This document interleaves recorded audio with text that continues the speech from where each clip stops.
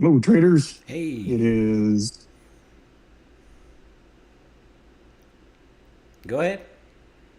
Oh, okay. Didn't want to cut you off. No, you're good. We were It's both we were both excited to say hello to everybody, even though it was kind of a boring day. I'll let you take it over. Go ahead, man. true. It's April 20th. This is going to be a real short video, folks. The market effectively went sideways. So let's just cover this real quick. Most of the stuff that happened was in the pre-market that we had mapped out for our group here.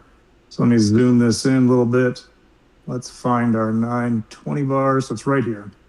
So on the ES, we had already mapped out at about 8:40 in the morning that there was going to be a hurdle that needed to be overcome.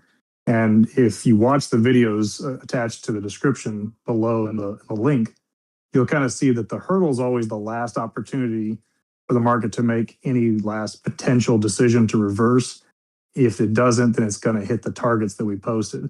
So really, we started the day right smack dab on the hurdle. So it had already achieved target one.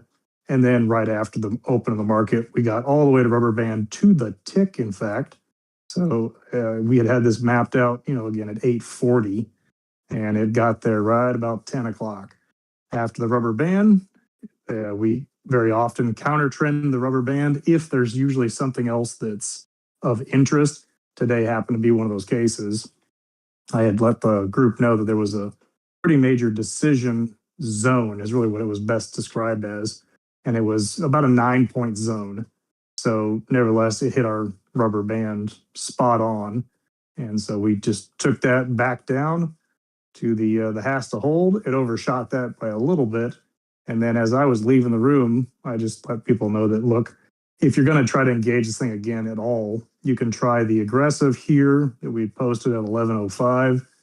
So I dragged that thing over. You can see what happened here later in the afternoon. Hit that right about 4 o'clock, retrace some. And then if that doesn't work, then your next option is back to this same zone again. So here we are, pretty much close of market session, and they just didn't go anywhere. So not a whole lot to cover. NQ, similar. Let's see. That's on. Oh yeah, the NQ was excellent in the sense of what it was doing. Here, let me zoom in first because this was a great opportunity today. Something that we teach about. We're trying to look for, make sure that people understand the method. So let's find our 920. So right about here. So similar. We were already beyond the hurdle. We were already at first target and even trying to push to second target before we even opened the room. So it's sort of the same deal, is that it's just too late to chase. You're already inside. If you look at this big blue box that we highlight, we're already, above decision point, but we haven't reached rubber band or even the other targets.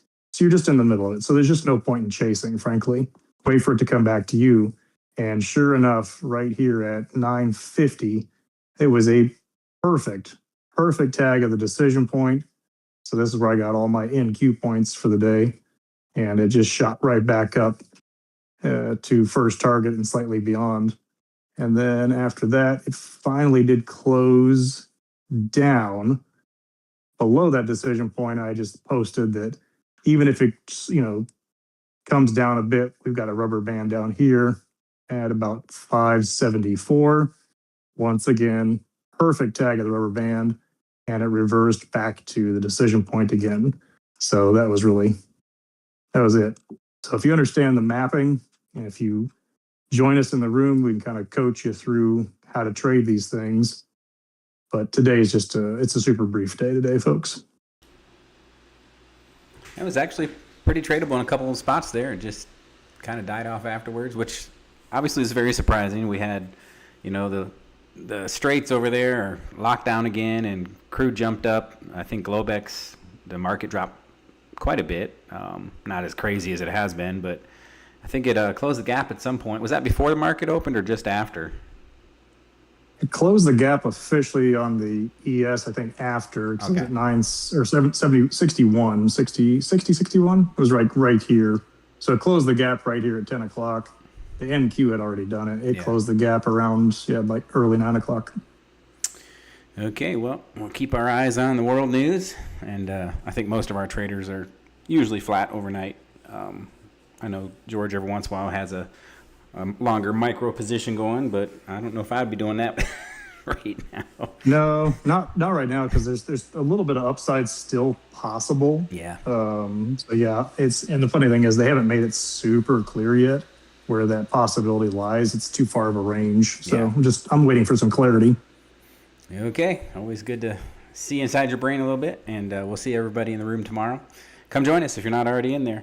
We've got lots of free stuff, and I think the most valuable thing is that 1 hour with George, so he can kind of see where you're at. We want to make sure the room is a fit for you too. If you're not either ready for it yet, or you trade a completely different style, we're not gonna force you into a room where you're not gonna be happy. So everybody that we have right now are really long-term traders in the room. That's the sign of a good room, I think, is when you have people that have been there over a year. A lot of rooms have a lot of come and go people, but we tend to keep them around. So come join us, see what we're all about. Thanks for your time, Yep. George. Thanks again, Bob. We'll talk to you all tomorrow.